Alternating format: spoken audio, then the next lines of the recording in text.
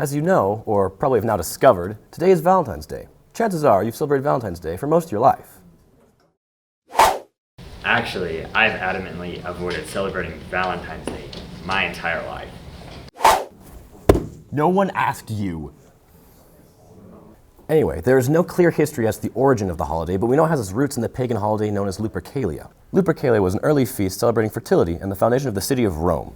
During the rise of Christianity in the 5th century, that's the 400s, Pope Gelasius I replaced Lupercalia with the feast of St. Valentine to stamp out the pagan rituals.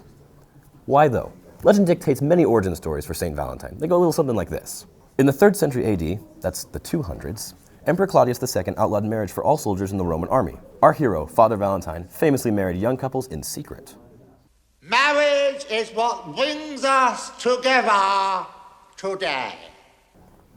On February 14th of AD 269, Father Valentine was arrested and executed on order of Emperor Claudius. While in prison, the jailer's daughter would visit him frequently.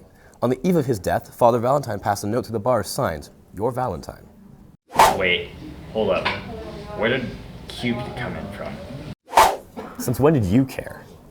Well, he is kind of like everyone's least favorite part of the commercial cash grab known as Valentine's Day.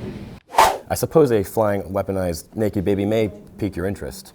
According to mythology, Cupid, or Eros, is the son of Venus, the Roman goddess of love, Aphrodite in Greek.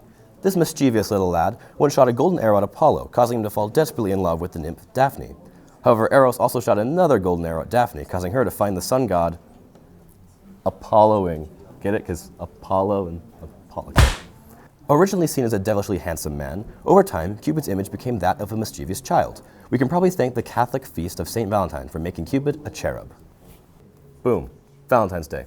I'm done.